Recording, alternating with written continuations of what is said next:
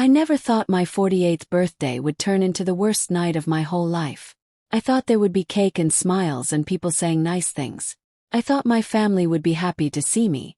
But sometimes the people we love the most can hurt us the worst. The party was at a fancy hotel called the Sterling Plaza. Everything sparkled like diamonds. Big glass lights hung from the ceiling. The floor was so shiny you could see your face in it. A man played piano in the corner.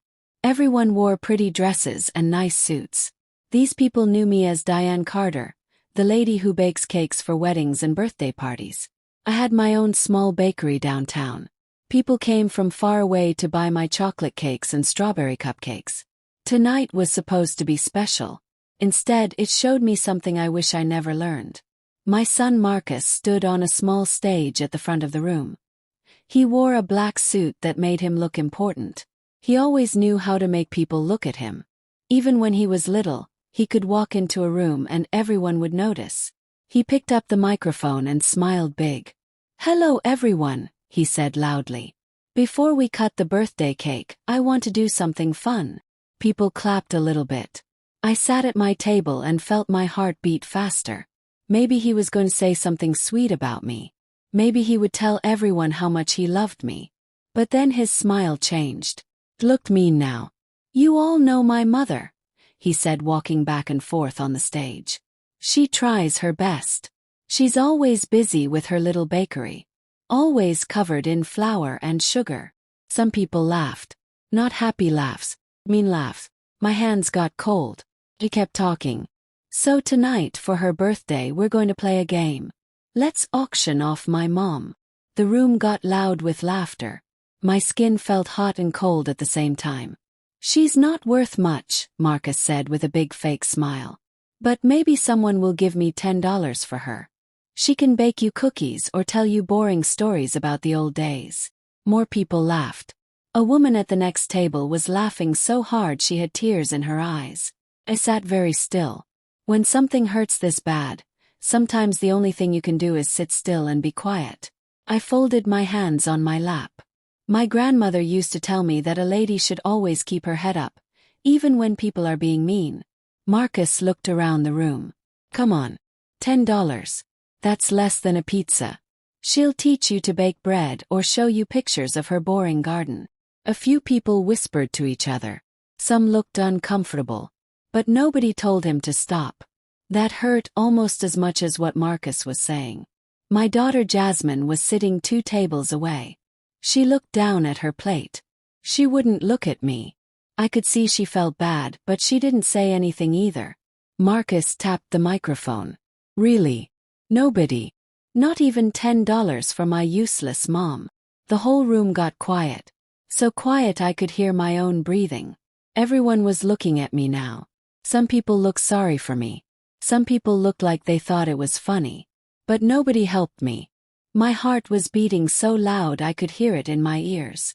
The pretty lights above us looked blurry because my eyes had tears in them. But I didn't cry. I wouldn't cry in front of all these people. Then something happened. A chair made a loud scraping sound against the floor. Way in the back of the room, a man stood up. He didn't look like the other people here. He was older, maybe 60. He wore a simple gray suit. But something about him made everyone look his way.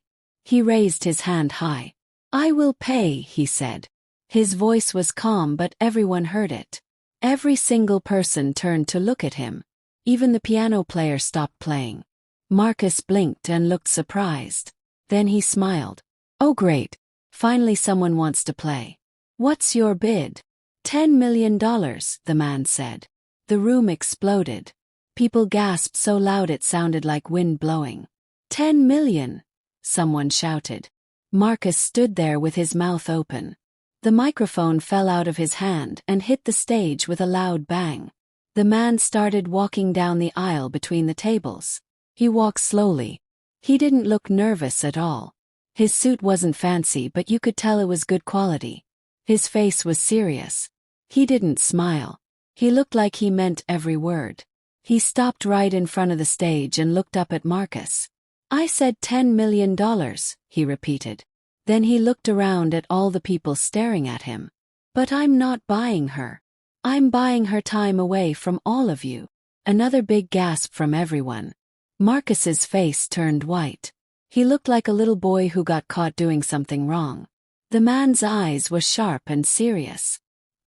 He looked at Marcus like he was disappointed in him. Then he turned and looked right at me.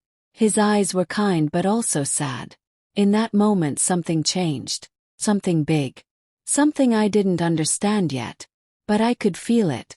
Like when you know a storm is coming. He spoke again but quieter this time. Still everyone heard him. Mrs. Carter, when this circus is over, you and I need to have a serious talk. I couldn't breathe right. My chest felt tight. Why would this stranger offer so much money? What did he want to tell me? He looked back at Marcus one more time. His face was cold and angry now. All of you should be asking yourselves something, he said to the whole room. Why would a son treat his own mother like this? And why did I have to be the one to stop him? People started whispering. Phones that had been up recording everything slowly went down. The whispers got louder like leaves blowing in the wind. And right then I felt scared. Really scared. Because whatever this man wanted to tell me, it was going to change everything. My life would never be the same after tonight. Long before a stranger offered $10 million, before the horrible party and the mean jokes, there was just me, Diane Carter, living a life that looked okay from the outside but felt empty on the inside. My house was in a nice neighborhood called Riverside. People who drove past probably thought happy people lived there. The lawn was always cut. Flowers grew in the front garden. Everything looked perfect. But the truth was different. I lived alone not because I wanted to, but because after many years of people not listening to me, I got used to being by myself. At 48, I was a black woman who had worked hard to build my little bakery. My cakes were in the newspaper once. People came from other cities to order from me. But to my family, my work never seemed important. They called it a hobby. Something cute I did. Not a real job. Not something serious. My ex-husband Richard Carter owned 3 big car repair shops. He was the kind of man who liked to be the loudest person in every room. Everyone knew his name. He made good money and he liked everyone to know it. He never liked that I had my own business. During fights he would say things that hurt. Diane, you're good at baking. But you don't make real money. Took me 12 years and 2 kids to finally understand. He didn't want a wife. He wanted someone who would just agree with everything he said.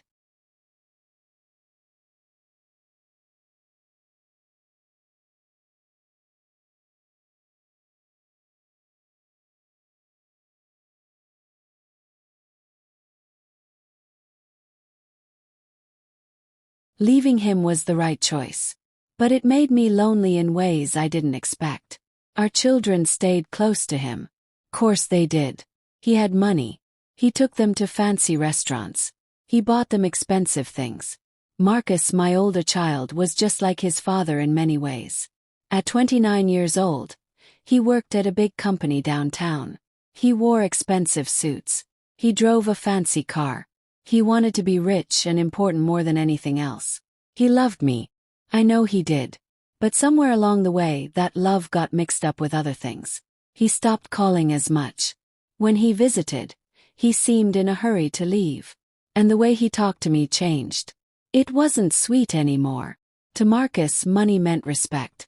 And because I didn't have as much money as his father, he didn't respect me as much. Jasmine, my daughter, was different. She was 26, quiet and thoughtful. She noticed things other people missed. The way someone's smile didn't reach their eyes. When someone's voice changed just a little bit. She loved me deeply. I knew that. But she kept secrets. She would look at me sometimes like she wanted to tell me something important, but then she would change her mind. Around me were the people who kept me going. Aunt Pearl, my mother's sister. She was older than me and she didn't hold back when she had something to say. She was honest, sometimes too honest. She had always told me the truth about Richard, even when I didn't want to hear it.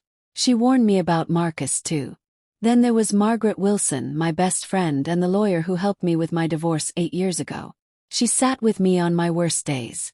She told me over and over, "You're stronger than you think, Diane. We had coffee together every Sunday. We laughed together. We cried together.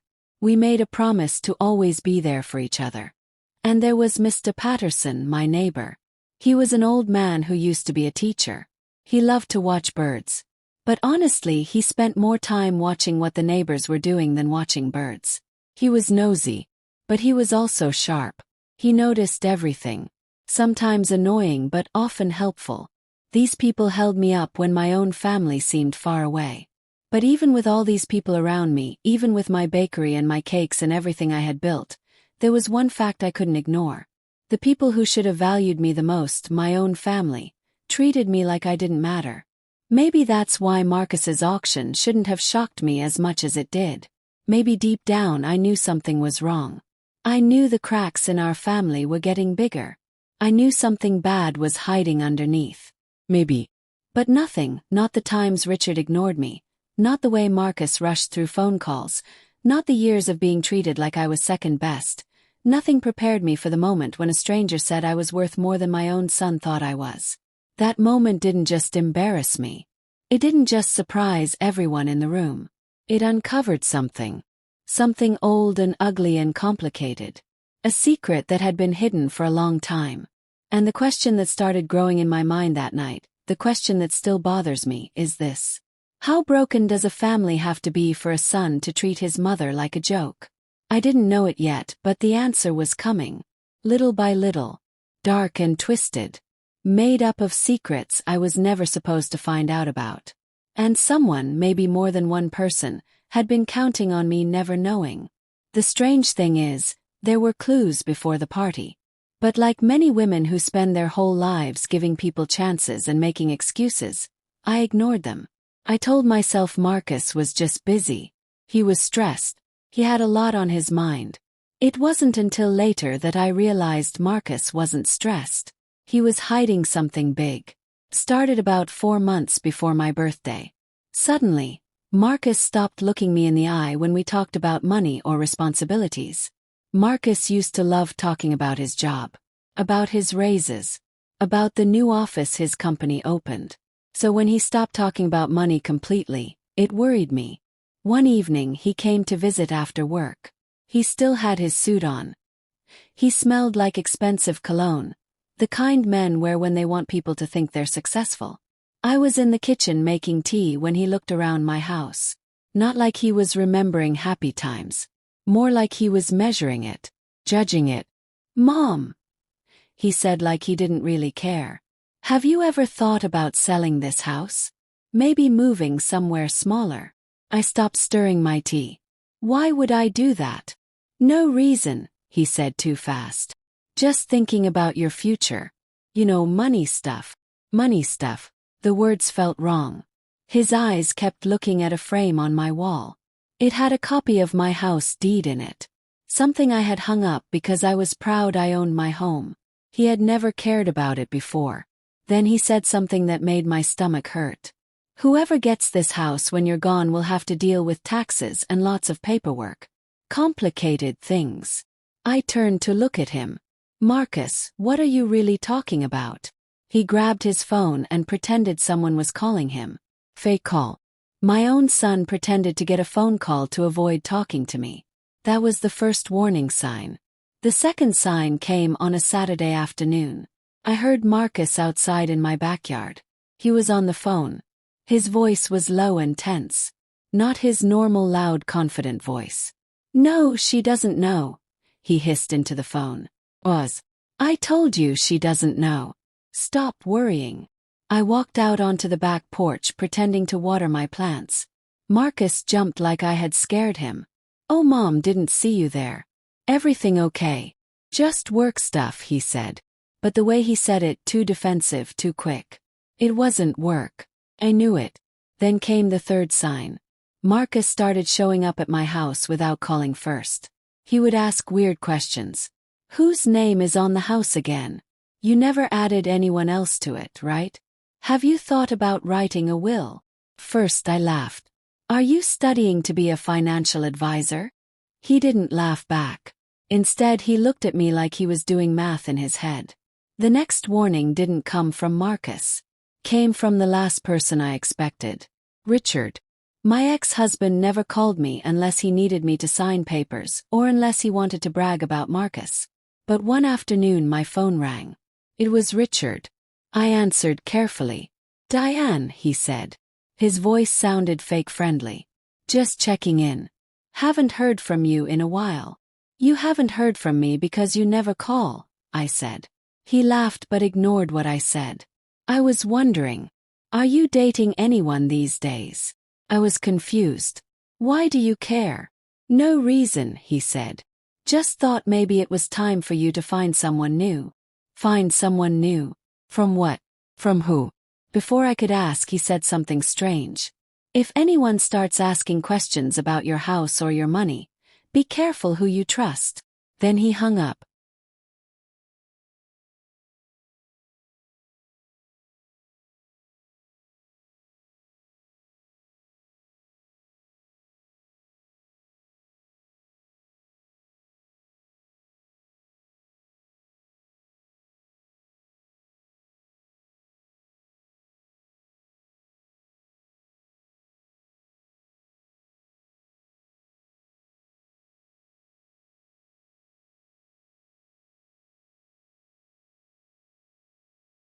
It was the weirdest conversation we'd had since the divorce. And it wasn't over. A week later, after a small gathering with some friends, I was cleaning up. That's when I found something on my coffee table. A white envelope. No name on it. No address. Just sealed shut.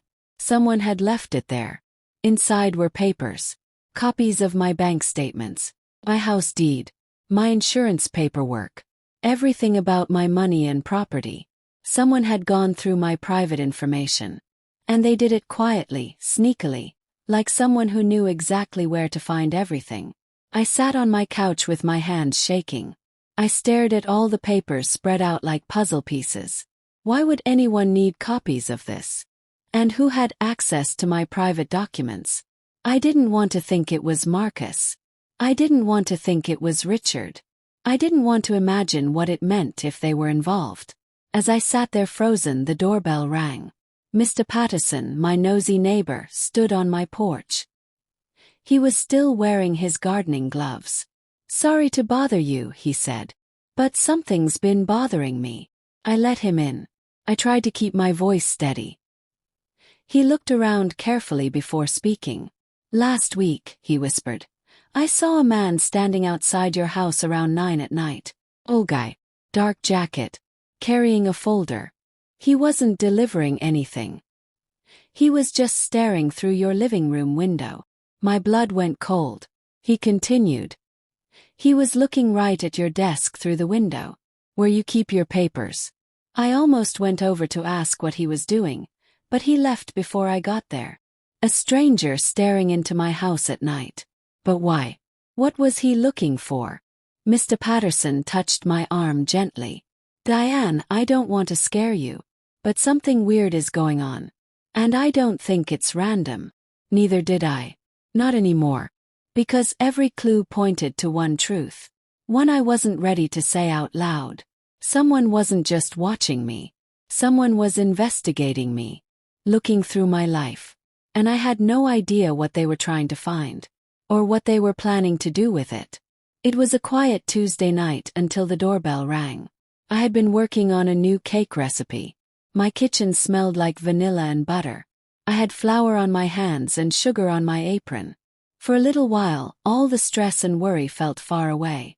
Then the doorbell rang. Not once. Sharp and fast. Froze. Nobody visited this late. Not in my neighborhood. And definitely not without calling first. Checked the clock. 9:38. I stood up, wiped my hands on a towel, and walked slowly to the door. I listened carefully. No footsteps. No talking. Nothing. Just silence. When I finally opened the door, cool night air hit my face. The porch light was on. I could see the empty steps. The empty sidewalk. The empty street. No person. No car. No one running away. Just an envelope. In yellow. Plain. Except for one line written by hand across the front. "You need to see this. Trust nobody in your family." The handwriting was neat and careful. No mistakes. I looked up and down the street again. Nothing moved. No sounds except crickets and a dog barking far away.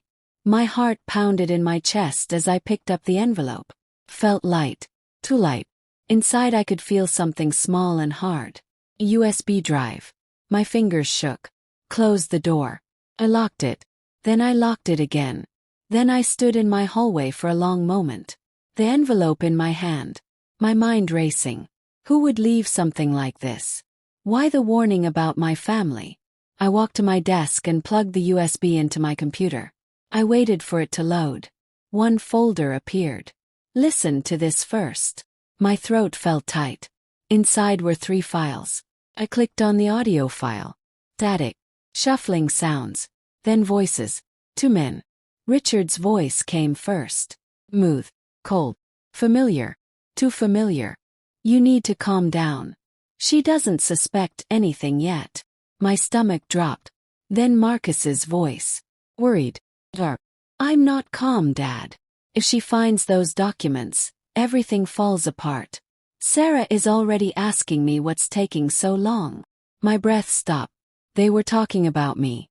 Richard sighed loudly in the recording. You and Sarah will be fine once she signs the papers. That house alone will cover most of what we need. The insurance money will cover the rest. Insurance.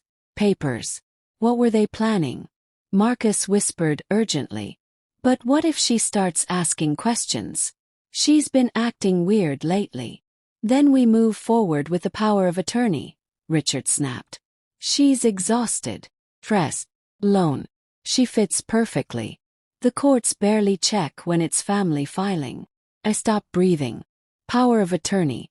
Power of attorney. I played it back to make sure I heard right. My son. My ex-husband. Talking about taking away my rights. Making Marcus my legal guardian. Like I couldn't think for myself. Like I couldn't make my own choices.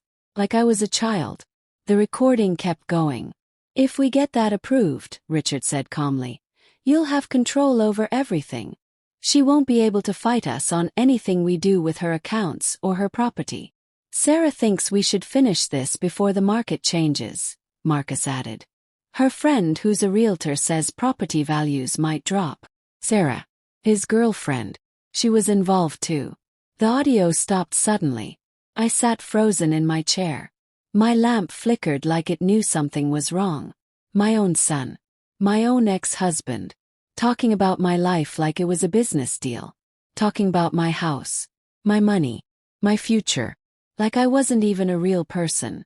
My hands shook as I clicked the second file. A document loaded slowly. Petition for power of attorney. Subject. Diane Carter. My name was right there at the top. Underneath it said, reason for request. Shows ongoing signs of mental confusion, poor money management, emotional instability, difficulty handling daily tasks, needs assistance with decision-making. My breath left my body all at once. They weren't just planning this. They had already filed the paperwork. Filed documents claiming I was mentally unstable. That I was incapable. That I needed my son, the same son who made a joke about auctioning me for $10, to legally control everything I owned. Everything I was. I scrolled down. There were fake doctor letters. Signatures I had never seen. And a statement from Marcus saying he was worried about my well-being. Worried. That word hurt more than any of the others. Then near the bottom, another name appeared. Filed with support from Sarah Mitchell. So she was part of it. She wasn't just Marcus's girlfriend standing on the sidelines. She was helping him tear my life apart piece by piece. Closed the file. My laptop shook because my hands were shaking so hard. My mind raced. My heart pounded. My whole world spun. My hands pressed against my head. A cold truth settled into my bones. This wasn't me being paranoid. This wasn't me imagining things. This wasn't me overreacting. Someone I loved, someone I raised from a baby, was trying to take away my freedom. And someone else, hiding somewhere in the shadows, was trying desperately to warn me before it was too late. But the darkest question, the one that made my heart stop completely, was this. If Marcus and Richard were plotting against me, who else in my family already knew about it? The morning after I listened to the USB files, the world looked different. Darker, colder. Like someone had ripped away the safe blanket covering my life and left only ugly truth underneath. I didn't cry. I didn't scream. I didn't call Marcus or Richard and yell at them. I did what any woman who has survived hard times learns to do. I made coffee. I sat down at my kitchen table. And I made a plan. The first call I made was to Margaret Wilson. Margaret had been my lawyer for almost 20 years. She had been my rock for just as long. She walked me through my terrible divorce. Through money fights. Through times when I thought losing Richard meant losing everything. If anyone could help me understand the legal traps being set for me, it was Margaret. She answered after one ring. "Diane, it's early. Is everything okay?" "No," I whispered. "I need your help."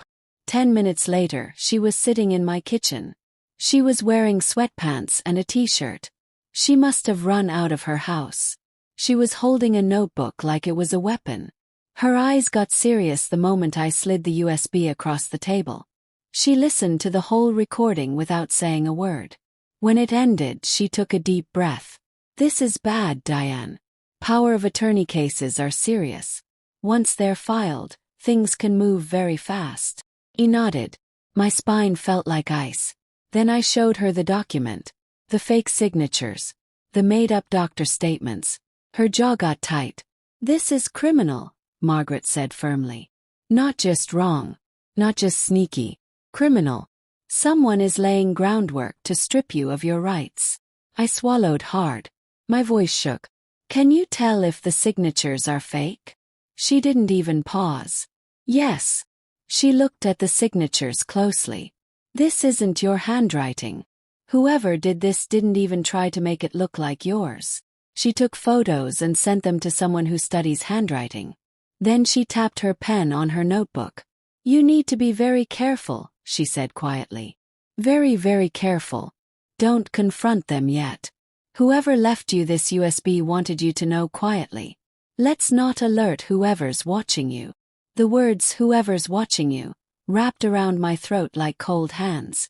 Before I could think about it more, my phone buzzed. "Marcus." I didn't answer. He texted right away. "Can we talk today? It's important." I didn't text back. An hour later, he showed up at my house. He didn't call first. He was wearing his work suit.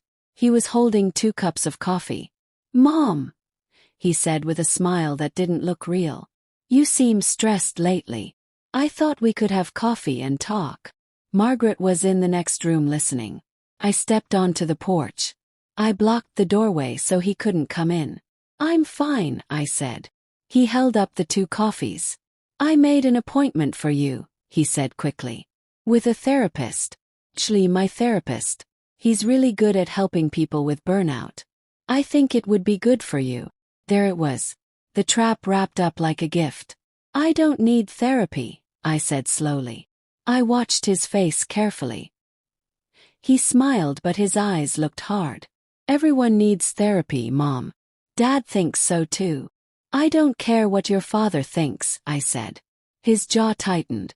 Something flashed in his eyes. Fear. Anger. Pressure. "Mom," he said in a lower voice. "You're working too hard. You're not built for this much stress. You need help."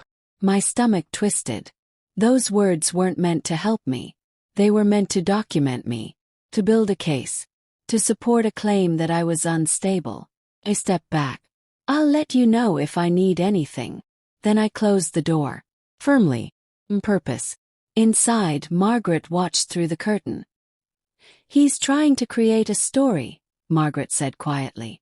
"A story that you're overwhelmed, unstable, need someone to take over." My hands turned into fists. "They're not going to get away with this." She nodded. "Then we have to be smart. We have to gather proof." That afternoon, Mr. Patterson knocked on my door. He came in with a container of cookies and a look that said he'd been waiting to tell me something. "Diane," he whispered. He made his voice quiet like the walls had ears. I didn't want to worry you more. But I need to tell you what I saw last week. I leaned closer. I saw Sarah, Marcus's girlfriend. She was outside your house while you were gone. She had a key. My heart dropped. Key. Mr. Patterson nodded. She let someone else in. Man. Tall and skinny. Carrying a briefcase. They were inside for maybe 10 or 15 minutes. No lights on. No talking. Very suspicious. Margaret wrote everything down in her notebook. She didn't know I saw her, Mr. Patterson added. But I don't like people going into a woman's house without permission. Especially with some strange man. It felt like my entire house had been looked at, measured, and photographed behind my back. Later that week, I visited Aunt Pearl. She lived in a small brick house that smelled like cinnamon and old books and secrets she'd never admit she knew. I told her everything. I was careful. I didn't mention the USB. Her face went completely still. Diane, she whispered. She grabbed my hand tight. You need to know something. But you can't tell anyone you heard it from me. My breath stopped. Richard is broke, she said. Not just low on cash. Broke. Deep in debt. Bad business deals. Bad investments. He's been hiding it for years. Froze. Your son is his way out, she continued. Richard has been training Marcus to help him. And if that means pushing you out of the way and taking what you built, they'll do it. My blood turned to ice. This wasn't about caring for me. This wasn't about my health. This was about money, control, desperation. My family wasn't drifting away from me. They were circling me, closing in like wolves, thinking I was too weak to fight back. But they were wrong. And as I left Aunt Pearl's house with cold wind hitting my face, one thought echoed with every step I took. If they were making their move, then I would make mine too. For a few days, Margaret moved like a shadow through my life. Quiet, controlled, careful. She asked questions without giving away what she was doing. She requested documents from the courthouse. She checked dates and signatures. She spent hours on the phone with people who owed her favors. I didn't ask what she was doing. I just trusted her. The only person I could trust. On Thursday afternoon she called me. Diane, she said. Her voice was low and serious. I found something. I'm coming over right. We sat at my dining table. The same table where I used to feed Marcus when he was little. But tonight it felt like a courtroom. Margaret opened the folder. She slid a paper toward me. This, she said quietly, is the man your neighbor saw going into your house. It was a professional photo. Clean, polished, unfamiliar. A big bright smile that looked fake. I read the name. Daniel Torres, luxury property specialist. Expert in private property evaluations for high-value clients. My heart started pounding. He's a realtor, I said. More than that, Margaret corrected. He's a private property assessor. Developers hire him to look at homes before buying them. Rich families hire him before divorces and before someone dies. My skin felt prickly and cold. So he was figuring out how much my home is worth. Yes. Yes, Margaret said. He tapped the photo. And he wasn't working alone. She handed me another paper. An email conversation. Printed out and highlighted. The sender. Sarah Mitchell. The person receiving it. Daniel Torres. Subject line. Property report. Carter residence. My chest got tight as I read. Owner will not know about visit. Access has been arranged. Need full evaluation of interior and structural updates. This is time sensitive. Please have complete report ready by Friday. Access has been arranged. That meant Marcus gave her a key. That meant they let a complete stranger walk through my house. Touch my things. Measure my life like I was an object for sale. The report, Margaret continued. She pulled out a thick stack of papers. Says your house is worth over $1.8 million. Your furniture, your artwork, and your baking equipment add another $200,000. Felt sick. Like I was watching someone make a list of my body parts. Margaret paused.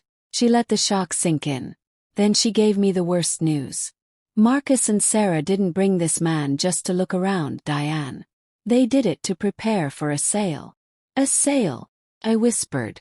Yes. They wanted a full evaluation so that once the power of attorney went through, Marcus could legally sign over your property.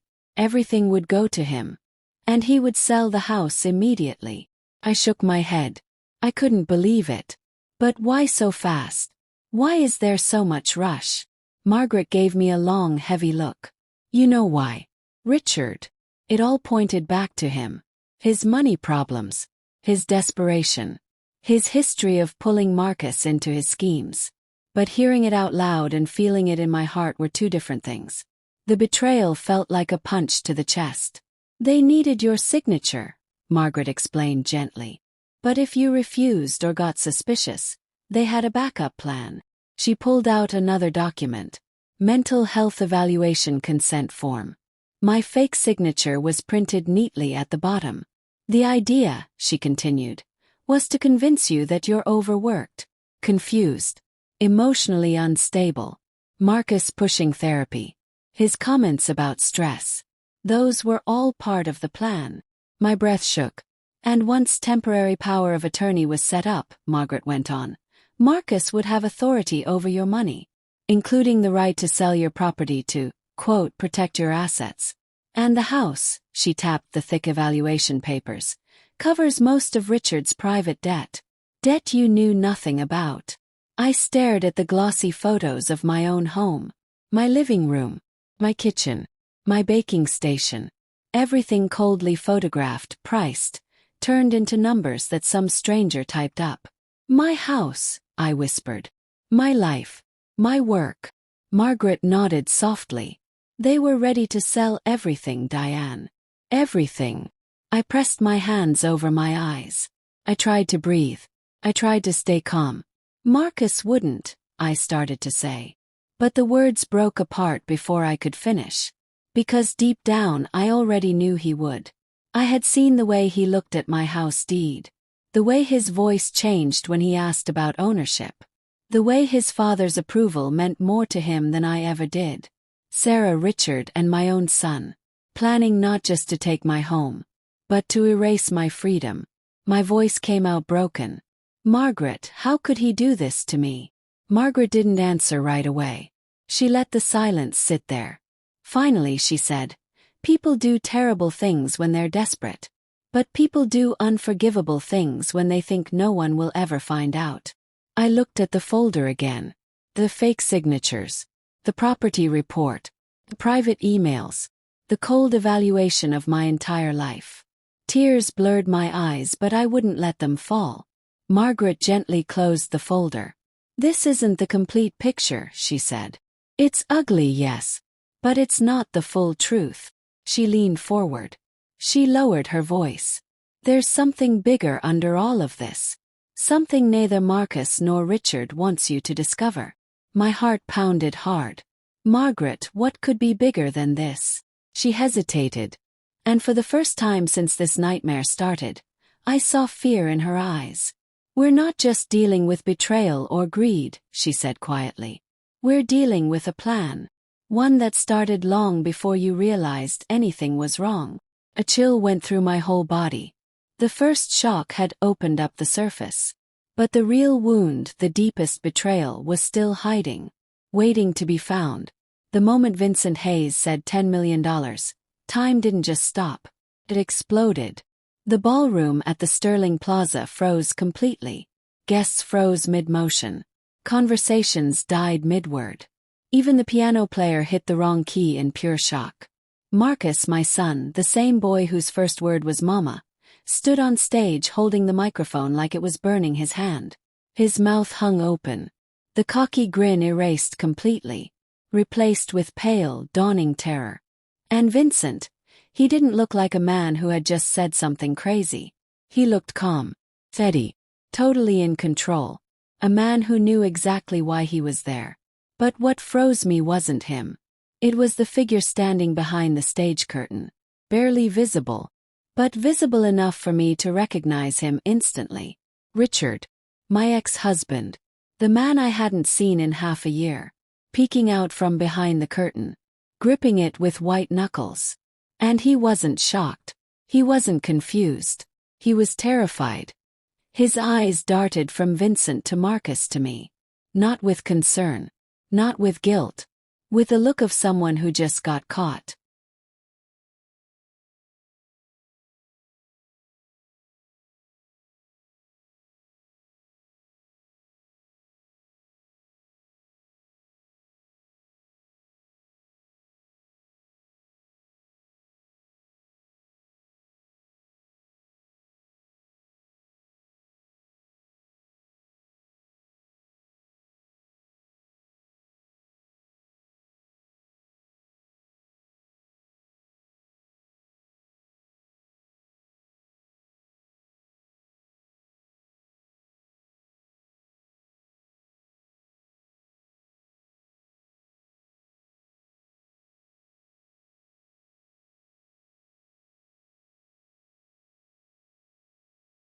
For one split second our eyes met. Then he stepped back into the shadows and vanished. Chill crawled up my back. Before I could process it, Vincent started walking down the aisle toward me. There was confidence in his walk. The kind of quiet power that made every single head in the room turn and watch. Phones lifted quietly. People trying to understand what they were seeing. He reached my table. He held out his hand. And he said clearly, loud enough for everyone to hear, "I'm buying her time, not her dignity." Whispers. A wave of shock rippled across the entire ballroom. Marcus dropped the microphone. It hit the floor with a sharp metallic crash. That was the moment the party died. Not officially. The music started again. The lights stayed on. People moved. But the celebration, the sparkling illusion, was gone. I should have felt powerful. I should have felt good watching Marcus fall apart under the weight of what he'd done. But what I felt was dread. Heavy, cold dread. Vincent approached me after most of the guests had moved to the dessert area. He offered me his arm like a gentleman helping a woman through a storm. "Mrs. Carter," he said quietly, "please walk with me. There's something you absolutely need to hear." We stepped into a private sitting room next to the ballroom. The door closed behind us with a heavy thud. The music outside became just a faint hum. Vincent was distinguished. Gray and black hair. Warm brown skin. Eyes that could see through lies. "I didn't mean to cause a scene," he said. "Yes, you did," I answered softly. He smiled just a little. "You're right. I absolutely did." He reached into his jacket and pulled out a folder. Thick one. "I've been trying to contact you for months," he said. "Your bakery phone always went to voicemail. Your emails bounced back. And someone kept stopping anything I sent to your home." My heart started beating faster. "Stopping it? Who?" I whispered. He shook his head. "I think you already know." I did. God help me, I did. He opened the folder and showed me the first page. Property transfer agreement. Carter residence. My breath caught in my throat. It was the same forged signature Margaret had found. The same fake plan. "Richard hired a team of property specialists," Vincent explained. "They came to us as potential buyers for your property, a home, your bakery, and the land you own near downtown that you bought 6 years ago." My heart dropped into my stomach. "They were trying to sell all of it," I whispered. Yes, quietly. At a discount.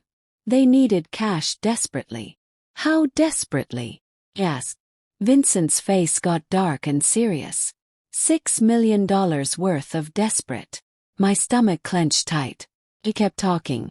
"Richard got into a business partnership 5 years ago. Real estate development. Very high risk. Collapse. Bad debts. Lawsuit. The kind of disaster that can destroy a man's whole life if he doesn't find a way out. And his way out," I said slowly, "was me." "Was you," Vincent finished quietly. I sank into a chair. My legs wouldn't hold me anymore. He waited a moment. Then he added something worse. "Marcus has been working with him. Not because Richard forced him. Not because he didn't understand.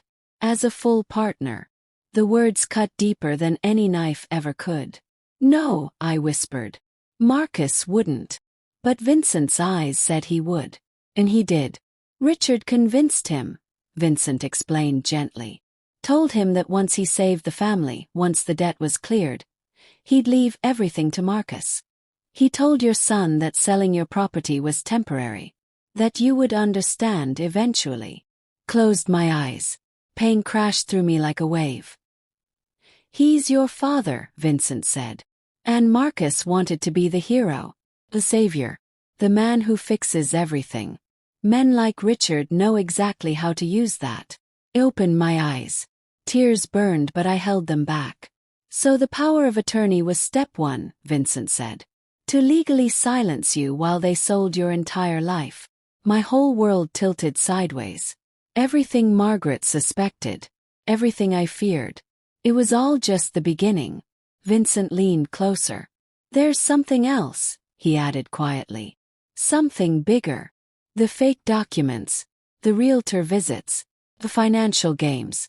None of that was the final goal. I held my breath.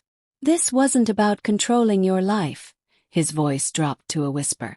It was about erasing it. Legally. My fingers trembled. Why are you helping me? I asked. Vincent studied me for a long moment. Because, he said, 5 years ago, Richard tried the same thing with another partner's ex-wife. And I almost invested in the project that destroyed her life. I won't let him do it again. I stared at him, completely stunned. And then he said the final blow. The one that broke something inside me that would never heal the same way. Diane, Marcus wasn't a victim. He wasn't pressured. He wasn't tricked. He paused. He was Richard's partner in crime. The room spun. This was the truth I hadn't been ready for. The truth that cut deeper than anything else could. My son didn't just disrespect me. He didn't just embarrass me. He didn't just doubt me. He actively helped plan my destruction. And for the first time that night, I understood the real horror. This wasn't a mistake. This wasn't confusion. This wasn't manipulation. It was a choice. It was choice. And it shattered something inside me that would never be whole again. I didn't sleep the night Vincent exposed the truth. Not because of fear. Fear had already burned through me and left something else behind. Something sharper. Something clearer. What kept me awake was understanding. For the first time in months, maybe years, my mind wasn't confused. I wasn't making excuses. I saw everything clearly. Like a blueprint spread out under bright lights. Richard's desperation. Marcus's ambition. Sarah's greed. The fake documents. The secret visits. The auction humiliation. None of it was random. None of it was emotional. It was business. Cold, calculated business. And that meant I could fight back in the one language they understood. Strategy. Not revenge as cruelty. Revenge as truth. Revenge as justice sharpened to a point. The next morning, I sat across from Margaret at my kitchen table. The same table where so many lies had been revealed. But today the air felt different. Steady. Focused. Strong. We're not going to court yet, I said. I slid the fake documents toward her.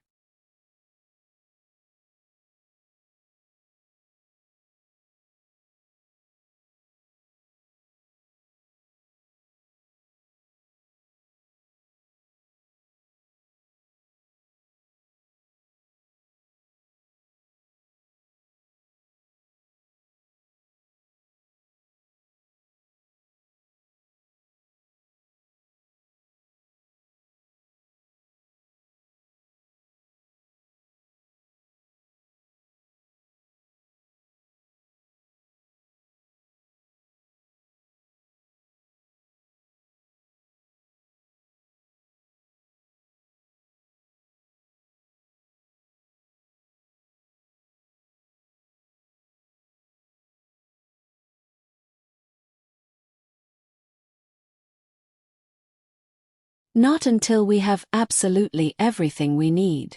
Margaret nodded. She adjusted her reading glasses. Agreed. We need evidence so clean that a judge could read it half asleep and still rule in your favor. She opened a file of her own. I contacted a handwriting expert. Your signatures are confirmed as completely forged. The consent form, the power of attorney request, the transfer documents, all fake. That was step 1. Then came the next piece of evidence. Unexpected but crucial. Mr. Patterson standing on my porch, holding his binoculars and a folder of printed papers. I thought you might need these, he said. He handed me the folder. They're from my security camera and the neighbor 2 doors down. I already got permission to share them. Inside were clear video clips, timestamps, angles, faces, Sarah unlocking my door, the realtor sneaking in right after, Marcus pacing on the sidewalk, checking his watch like a criminal lookout. Margaret's eyes went wide. This is perfect evidence. I squeezed Mr. Patterson's hand. Thank you. Truly thank you. He stood up straighter with pride. Nobody messes with the woman who taught half this neighborhood how to make Christmas cookies. We laughed. And that laugh felt like breathing fresh air after being underwater. Step 3 was trapping the liars with their own words. Richard and Marcus will never confess, Margaret said. Not unless you make them think they're safe. I know, I said quietly. So we'll give them exactly what they want to see. The plan was simple in design but brutal in execution. Invite Marcus and Richard to a family meeting. Make it warm. Make it believable. Make them think I was ready to forgive, to compromise, to sign whatever papers they needed. And while they relaxed and let their guard down, we would record everything. Legally. With their consent. But without them knowing about the trap. In our state, recording is legal if one person agrees to it. That person was me. Margaret helped me write an invitation text to send to them. I'm tired of all the fighting. Let's meet and talk peacefully. Dad will be there. Marcus, bring Sarah. I want all of us to talk honestly. No blaming. No yelling. Just honesty. Marcus replied in 2 minutes. Finally. I'm proud of you, Mom. Proud. The word made me want to throw up. Richard's message was smoother. Good. It's time we handled this like mature adults. Mature adults don't forge signatures. Mature adults don't try to steal homes. Mature adults don't use their children as weapons. But I sent back a simple thumbs up emoji. Step 4 was gathering witnesses. Trusted ones. Aunt Pearl arrived first. She stood in my doorway like a warrior wrapped in a bright orange sweater. Baby, she said. Whatever storm you're about to create, I brought my Bible and my good sense. I laughed despite the heaviness in my chest. Auntie, I need you to listen to everything tonight. And stay quiet until I ask you to speak. She squeezed my shoulder hard. I've got your back, baby. Next came Mr. Patterson. He insisted on wearing a dress shirt for credibility. Then 2 other neighbors Margaret had carefully chosen. Calm, respectable people who had no reason to lie. And finally Vincent arrived. Not as a protector. Not as a savior. But as a quiet witness to truth. He carried no power into the room except honesty. I won't control anything, he said. But I'll confirm what I know if you ask me to. Only the truth, I reminded him. Only the truth, he repeated. Step 5 was setting the stage. The same ballroom where Marcus humiliated me would have been poetic. But I didn't need drama. I needed focus. So we held the meeting in my living room. My space. My rules. Margaret placed her tablet quietly behind a vase. Camera pointed toward the couch where Marcus and Richard would sit. The audio recorder was hidden in the coffee table drawer. Completely legal. Completely invisible. My baking ribbons were on the wall. The lights were soft. The atmosphere felt gentle and homelike. Nothing looked threatening. Nothing looked unusual. Except the quiet strength building in my chest. Before the meeting started, Vincent pulled me aside. You know, he said softly, if you want backup, I can make calls. I can make this move faster. I shook my head. No. If I win this, I want to win it with truth. Not power. I won't become what they think I am. Someone who needs to be saved. He looked at me with something like respect. You're stronger than you think, Diane. Maybe, I said. But strength isn't enough. Truth is. He smiled. Then let's reveal the truth. By 6:30, every witness was in position. Margaret sat near the window with her phone ready. Aunt Pearl had her arms crossed like she was judging a competition. Mr. Patterson sat with his folder on his lap like he'd brought secret files. And then headlights appeared in my driveway. Car door slammed. Then another. Footsteps on the walkway. Marcus's voice laughing nervously. Sarah's quiet murmur. Richard's deeper, confident tone. My heart didn't race. My hands didn't shake. For the first time in this entire nightmare, I felt calm. Because they had no idea what was waiting on the other side of my door. And I wasn't afraid of them anymore. They had been writing their version of my story for months. Tonight I was taking the pen back. I had spent my whole life creating beautiful cakes. Desserts that made people smile. Made them feel special. Made them feel loved. Ironically, tonight I was creating something else. A moment of truth. My dining room had never looked more perfect. Soft, warm lighting glowed over freshly polished silverware.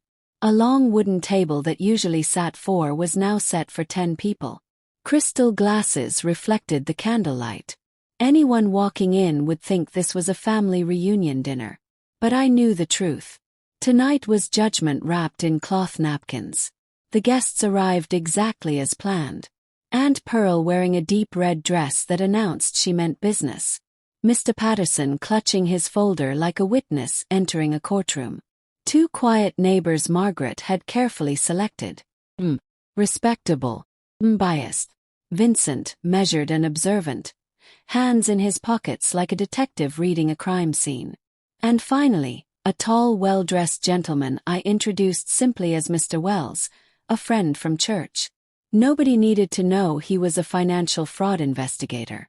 Not yet. Then came the 3 whose arrival changed the entire energy of the room.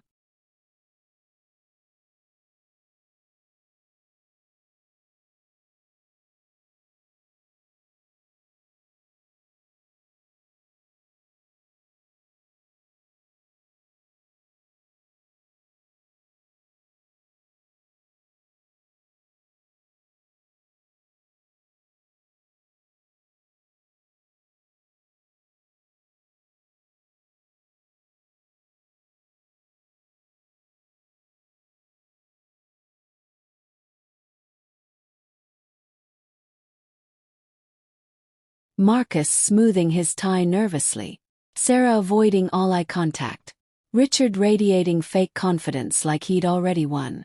"Mom," Marcus said as he kissed my cheek. "This was a really good idea. We all needed this." He had no idea how right he was. Everyone sat down. The first course, roasted chicken and warm bread, was served by me personally. For a moment, the room hummed pleasantly with small talk. Then I cleared my throat softly. "So," I began, "before we talk about rebuilding our family, I'd like some clarity." "Real clarity." Richard chuckled and raised his wine glass. I couldn't agree more. I folded my hands on the table. "Marcus, why did you keep insisting I see your therapist? You were very pushy about it." He straightened up in his chair. "Mom, I was trying to help. You seemed stressed out." "Stressed enough," I said gently. "To sign mental health papers?" Forks froze in midair.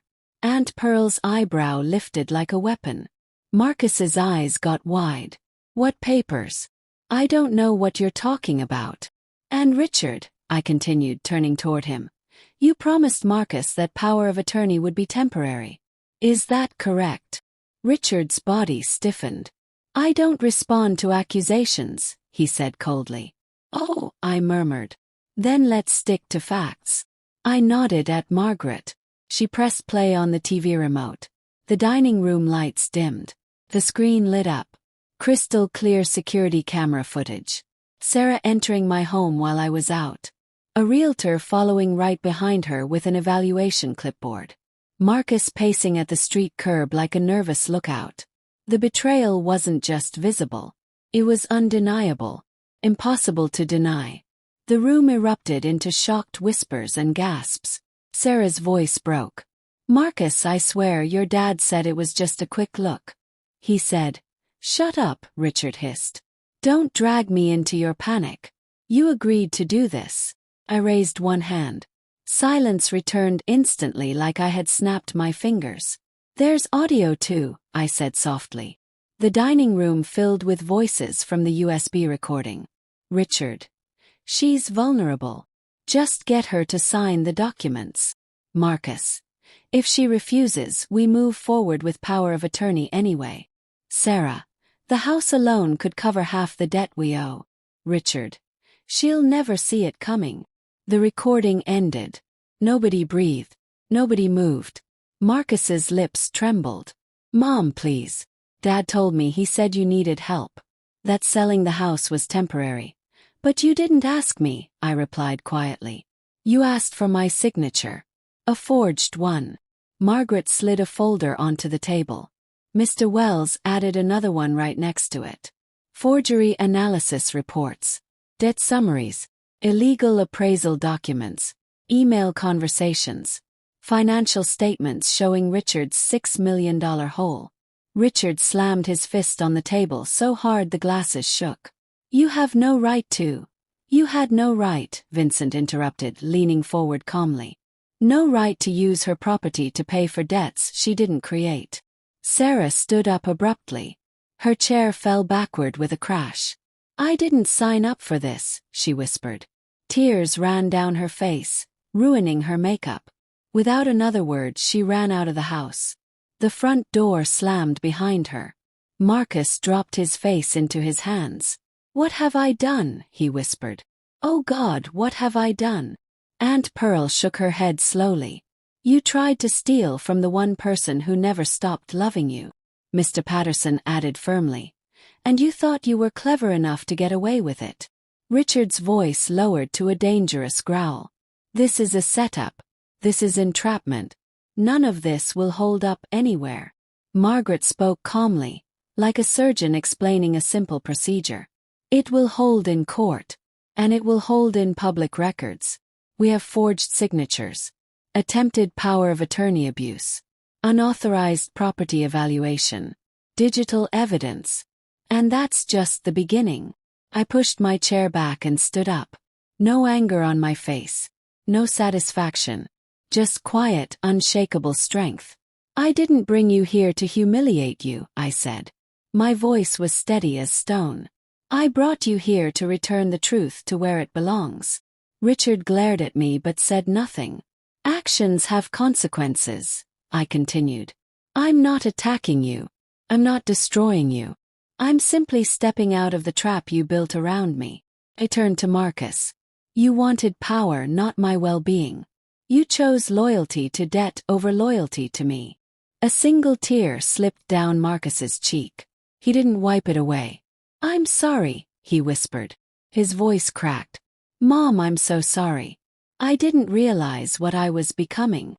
"You didn't ask," I answered softly. "You only took." Mr. Wells closed his folder with a firm snap. "We'll begin legal filing in the morning."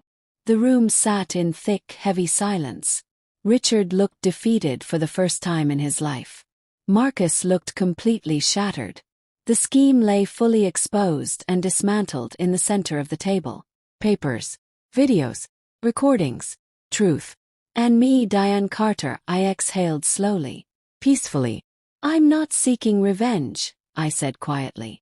"I'm seeking justice and restoration."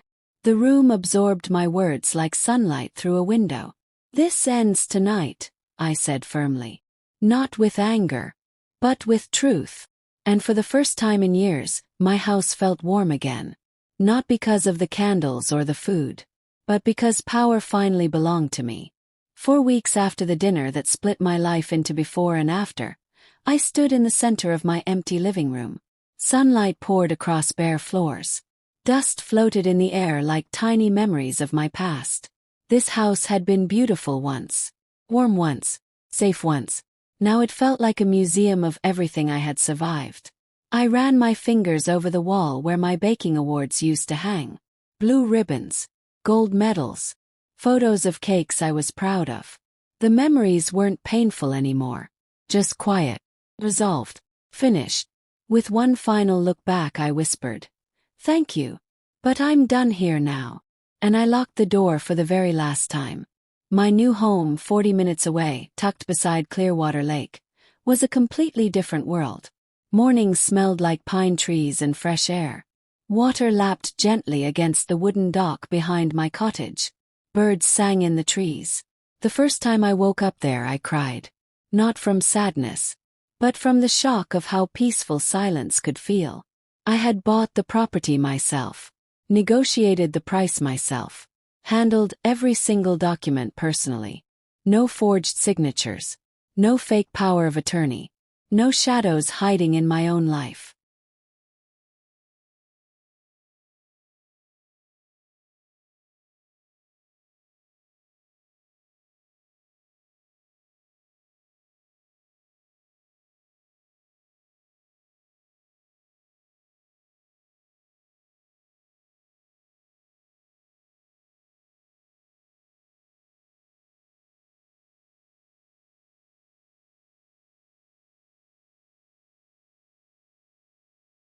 Just mine. Fully mine. The business came next. Carter's Creations. A small custom bakery specializing in luxury wedding cakes and celebration desserts. I didn't advertise at first. I didn't need to. A week after I moved in, Vincent called. "I recommended you to a client," he said. "She's planning a lakeside wedding. Very high profile. Very private. She saw your work and loved it." I blinked in surprise. "Vincent, I didn't ask you to do that." He chuckled. "I know. But I pointed the right people your way. You earned everything after that." And the orders came. And more. Then even more. A food magazine contacted me for a feature article. One of the city's biggest event planners asked me to be her exclusive baker. My waiting list grew to 4 months long. Success flowed toward me like it had only been waiting for me to clear space for it. I didn't date Vincent.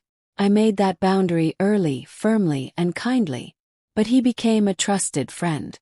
The kind who checked on my progress, sent business referrals, and reminded me that my worth didn't need validation from anyone who shared my blood.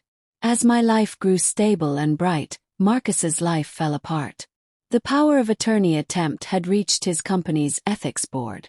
He wasn't fired, but he was removed from all leadership opportunities indefinitely. Sarah disappeared completely, blocked him, moved out, stopped answering any messages.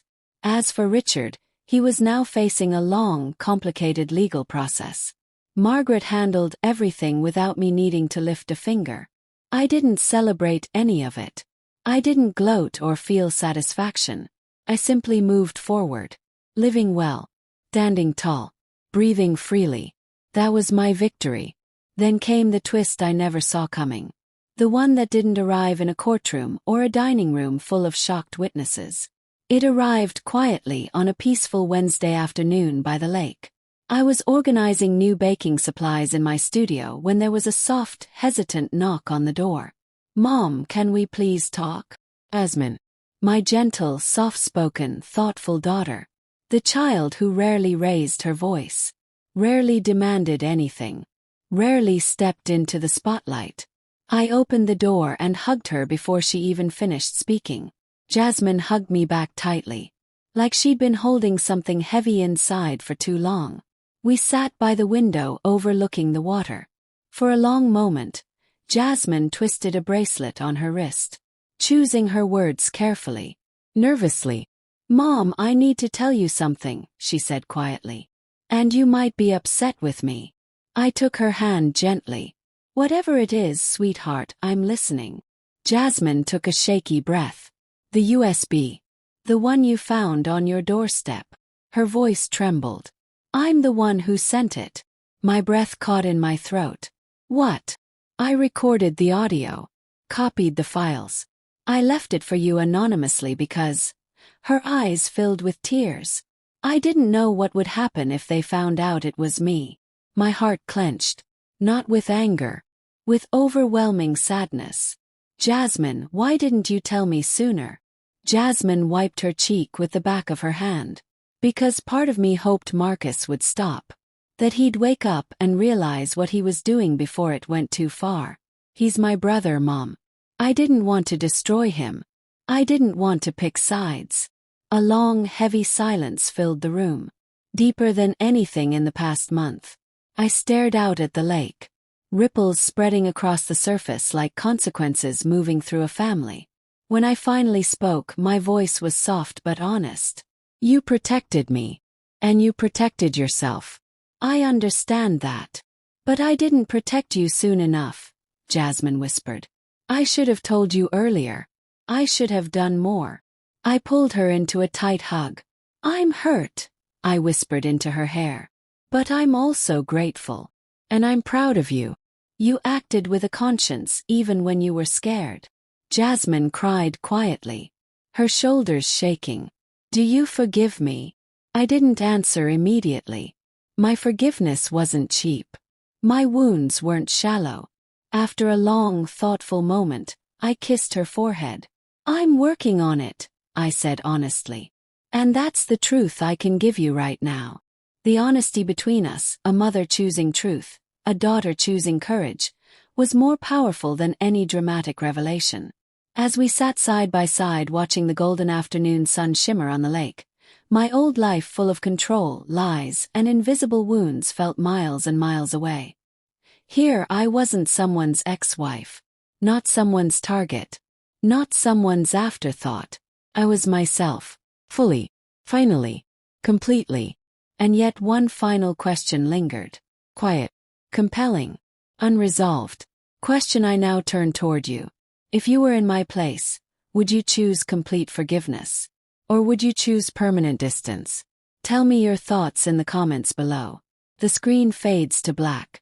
Her story doesn't end. Transforms.